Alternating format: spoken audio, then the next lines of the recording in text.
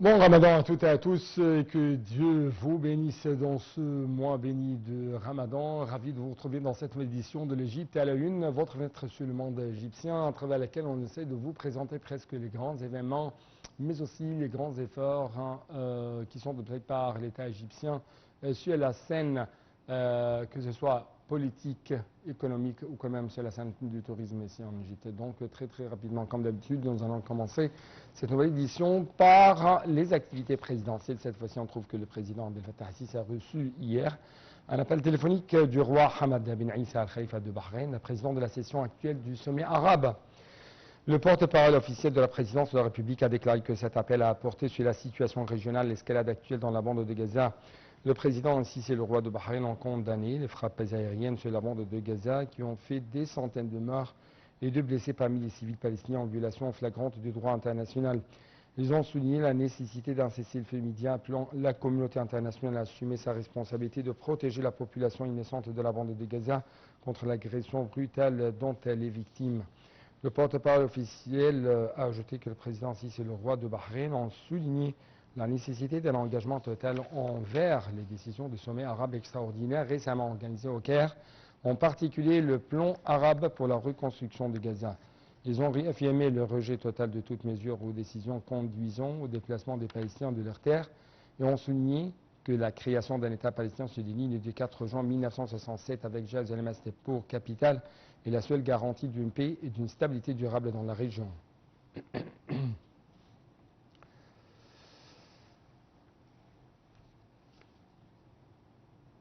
Le président Abdel Fattah al-Sisi et l'émir du Koweït mettent également en garde contre les conséquences humanitaires désastreuses de la poursuite des agressions israéliennes sur Gaza.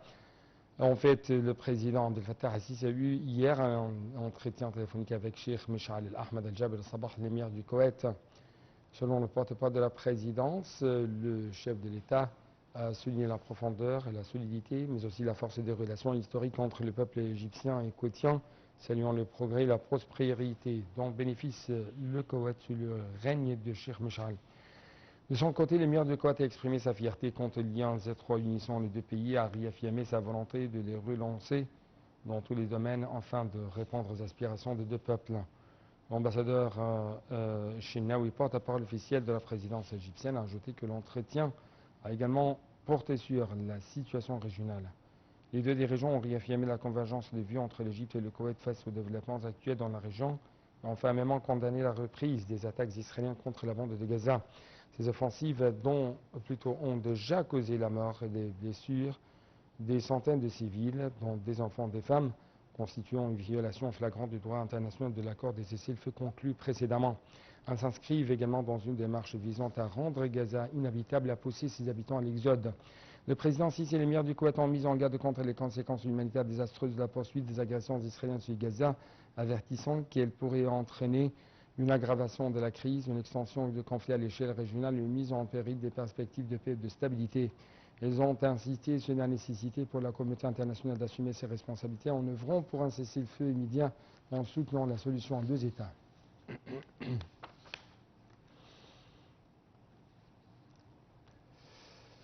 Au niveau local, coïncident avec la célébration de l'anniversaire des victoires d'Ir Ramadan et de la journée de martyrs de l'ancien combattant, le président Abdel Fattah al-Sisi, président de la République, commandant en chef des Forces armées, a assisté à l'iftar annuel organisé par les Forces armées égyptiennes. Les explications tout de suite avec Salam Maghrabi.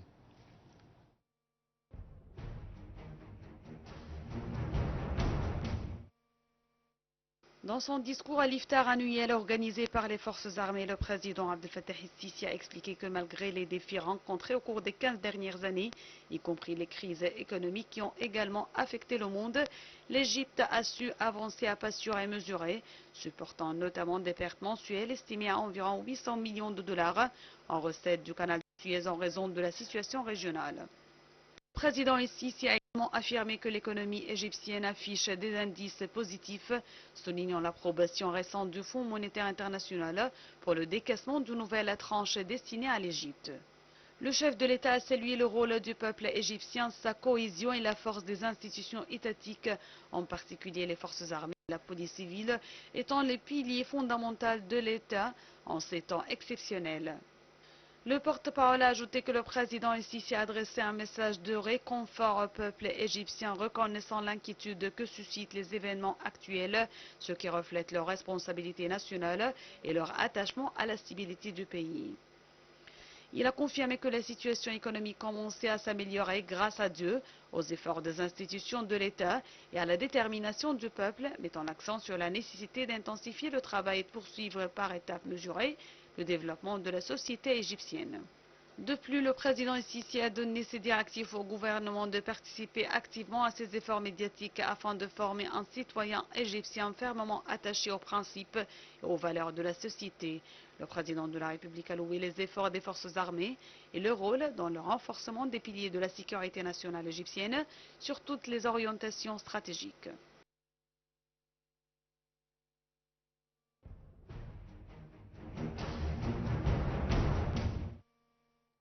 Le Premier ministre Dr Moustapha Madbouli a tenu lundi une réunion pour faire le point sur le financement de l'exécution de l'initiative présidentielle intitulée Un logement pour tous les Égyptiens, ainsi que sur l'état d'avancement des infrastructures de l'exploitation des bâtiments et des services. Les détails tout de suite.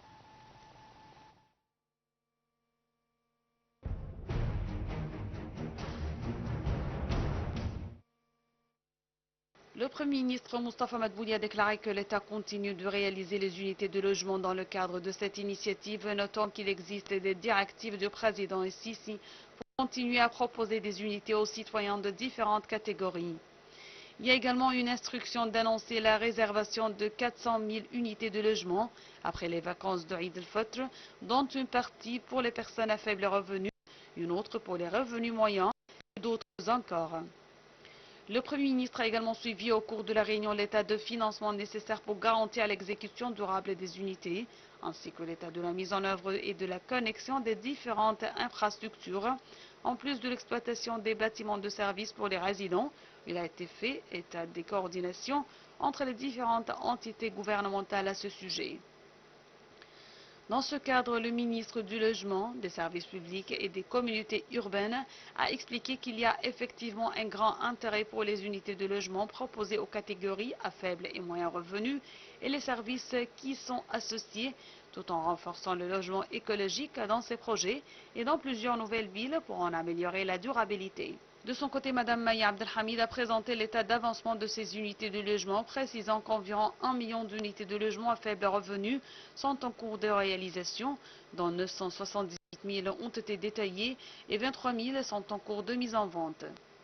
À ce jour, 639 000 unités de logement ont été attribuées parmi celles proposées. La réunion a également discuté de l'état d'avancement des unités dans les nouvelles villes et les gouvernorats, ainsi que de la collecte des créances du fonds de logement social auprès des différentes entités, ce qui contribue à la durabilité de l'exécution des unités subventionnées pour les catégories ciblées. À la fin de la réunion, le Premier ministre a chargé de préparer les détails de la proposition des unités de logement mandatées par le président Sissi a également demandé de continuer à coordonner entre les ministères de services concernant l'installation des compteurs d'électricité, d'eau et de gaz dans les unités de logement avant leur remise.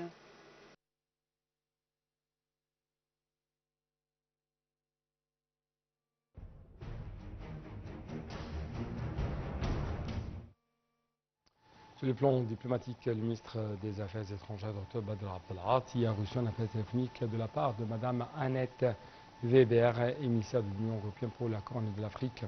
Cet échange a été l'occasion de discuter des derniers développements dans cette région stratégique et d'évaluer les défis actuels au cours de la conversation. Le ministre égyptien Abdelghati a réaffirmé l'engagement de l'Égypte en faveur de la résolution pacifique des conflits régionaux à travers le dialogue et la coopération. Il a de même souligné l'importance de renforcer les efforts régionaux et internationaux pour faire face aux menaces sécuritaires qui pèsent sur la Corne de l'Afrique. Il a également mis en avant les initiatives diplomatiques entreprises par l'Égypte pour promouvoir la stabilité dans la région. Le ministre des Affaires étrangères, Badr Abdelghati, a de même reçu un appel téléphonique de la part de son homologue néerlandais Caspar Veldekamp pour discuter des dernières évolutions dans la bande de Gaza. Abdelghati a affirmé à Veldekamp la condamnation de l'Égypte aux frappes israéliennes survenues à l'aube, lesquelles renouvellent la tension dans la région et obstruent les efforts déployés pour une accalmie et un regain de stabilité. Pardonnez-moi. Aussi a-t-il souligné que la communauté internationale fasse pression sur Israël afin d'arrêter son agression contre Gaza. Au cours de la conversation, Abdelhati a informé Veldecamp des récents efforts déployés par l'Égypte afin de soutenir l'accalmie dans l'enclave palestinienne ainsi que de la conférence prévue au Caire sur le redressement, la reconstruction à Gaza.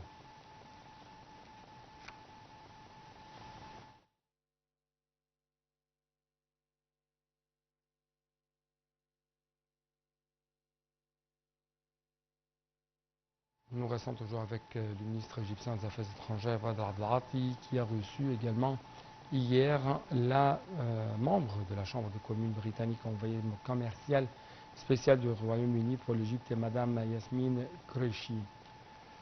Lors de cette rencontre, le ministre Badr Abdelhati a souligné l'importance de renforcer les relations commerciales et d'investissement entre l'Égypte et le Royaume-Uni, rappelant que le volume des échanges commerciaux entre les deux pays a avoisiné 5 milliards de livres sterling l'année dernière. Il a exprimé son souhait de voir une coopération accrue afin de maximiser les bénéfices de ses opportunités économiques disponibles et d'attirer davantage d'investissements britanniques en Égypte.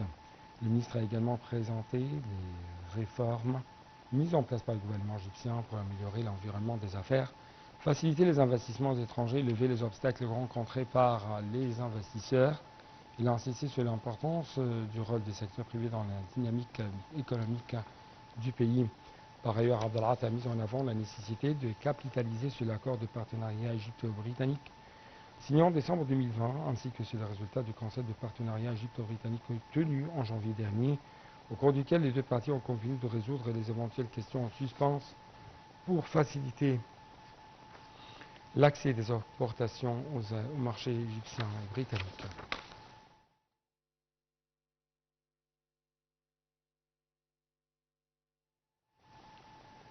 Dans le cadre de la mise en œuvre des décisions de la conférence arabe d'urgence du 4 mars tenue au Caire et de la réunion ministérielle de l'Organisation de la coopération islamique de l'OCI du 7 mars à Jeddah, le ministre des Affaires étrangères de l'immigration Badr Abdelhati a entrepris une série de consultations avec ses homologues des pays membres du comité ministériel arabo-islamique.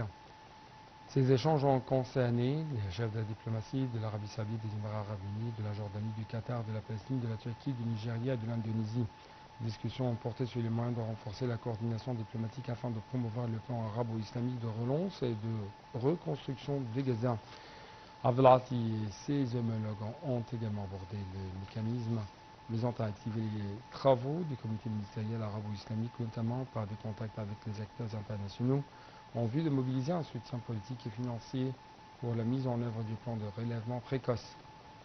Outre l'accélération des démarches pour appliquer les résolutions de la conférence du Caire de la réunion ministérielle de l'OCI à Jeddah, ces consultations visent aussi à préparer la conférence internationale du Caire pour la reconstruction de Gaza en garantissant une participation significative à l'engagement concret des donateurs.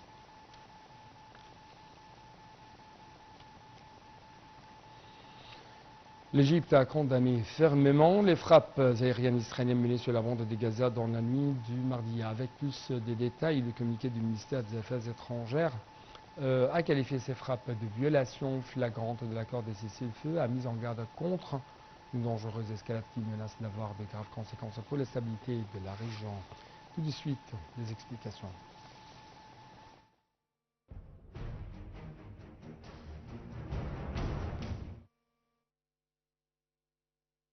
Un communiqué du ministère des Affaires étrangères a qualifié les frappes aériennes israéliennes menées dans la bande de Gaza de violation flagrante de l'accord de cessez-le-feu.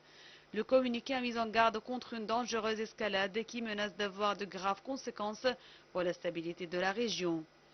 L'Égypte a réitéré son rejet total de toutes les agressions israéliennes qui, selon elle, visent à raviver les tensions dans la région et à entraver les efforts déployés pour apaiser la situation et rétablir la stabilité. L'Égypte a appelé la communauté internationale à intervenir immédiatement pour mettre fin à cette escalade à Gaza et à empêcher ce cercle vicieux de violence et de contre-violence.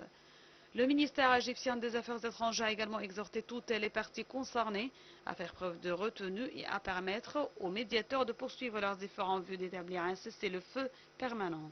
La première phase de l'accord de cessez-le-feu, entrée en vigueur le 19 janvier, avait pris fin le 1er mars après 42 jours.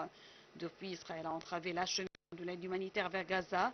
L'Agence des Nations Unies a alerté sur les conséquences de cette situation, déclarant que la fermeture de tous les points de passage pour l'entrée de marchandises imposée par Israël à partir du 2 mars augmente les besoins humanitaires et perturbe les services essentiels. Ces frappes israéliennes sans précédent depuis l'entrée en vigueur du cessez-le-feu se sont étendues à toutes les zones de la bande de Gaza. Par ailleurs, les négociations entre Israël et le Hamas sur la deuxième phase de l'accord prévue 16 jours après le début de la trêve n'ont toujours pas débuté. Ce blocage persiste malgré les tentatives israélo-américaines de prolonger la première phase et d'obtenir la libération de nouveaux otages. L'Égypte est avec le Qatar et les États-Unis un des médiateurs entre Israël et le Hamas qui était en guerre dans la bande de Gaza pendant 15 mois avant la trêve, entrée en vigueur le 19 janvier.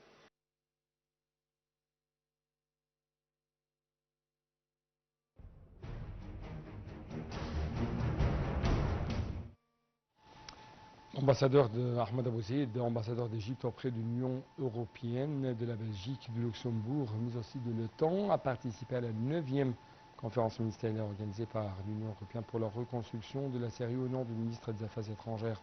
Dans son discours, l'ambassadeur égyptien a affirmé son plein soutien aux aspirations du peuple syrien frère à la paix, à la stabilité, à une vie décente après de nombreuses années de souffrance.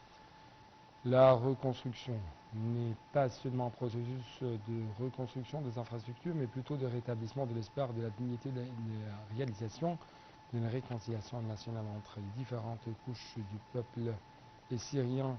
Selon lui, et tout effort de reconstruction en Syrie devrait être fondé sur un ensemble de principes afin d'assurer son succès et sa durabilité, dont les plus importants sont l'intégralité du processus politique, l'approbation nationale, la disponibilité d'un soutien régional, la coordination internationale, le respect de la souveraineté et de l'intégrité territoriale de la Syrie, la disponibilité de l'aide humanitaire et la garantie de retour sûr et digne des réfugiés et des personnes déplacées à l'intérieur du pays.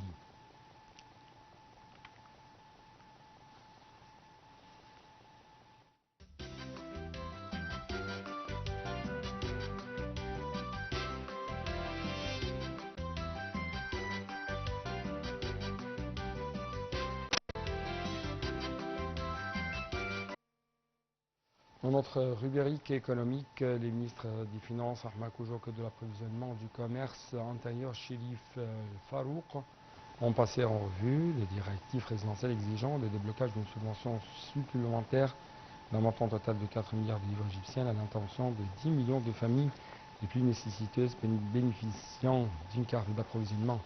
Cette mesure s'inscrit dans le cadre du récent paquet de mesures de protection sociale qui cible les catégories prioritaires afin d'alléger le fardeau du quotidien qui pèse sur eux. Selon un communiqué conjoint des deux ministères, le Trésor public a déboursé des dotations financières supplémentaires de 2 milliards de livres égyptiennes, soit 125 livres égyptiennes seront versés pour les bénéficiaires individuels et 250 livres égyptiens pour les ménages de 2 personnes au plus. Cette somme sera versée pendant les mois de mars et d'avril 2025 à partir de bien sûr, plutôt aux 10 millions de familles inscrites sur les listes des cartes d'approvisionnement.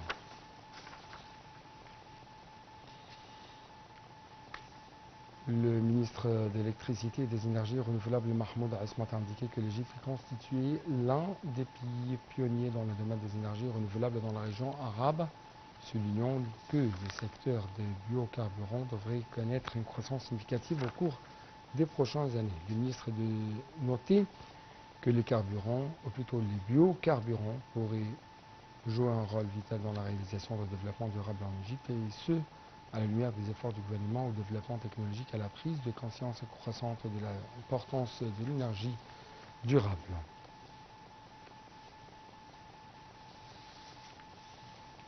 Clôturons donc cette édition par le ministre de l'Agriculture, Alain Farouk, qui a discuté avec la coordinatrice résidente des Nations Unies en Égypte, Mme Elena Panova, de la promotion de la coopération entre le ministère et les organismes onusiennes, plutôt les organisations onusiennes du secteur agricole.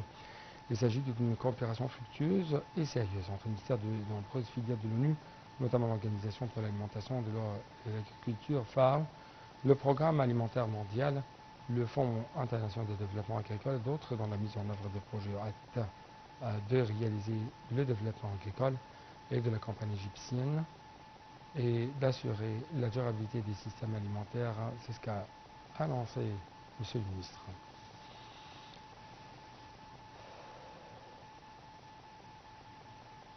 Donc c'est tout pour cette édition. Merci beaucoup pour votre attention. Rendez-vous la semaine prochaine à une nouvelle édition de Digital News. Au revoir.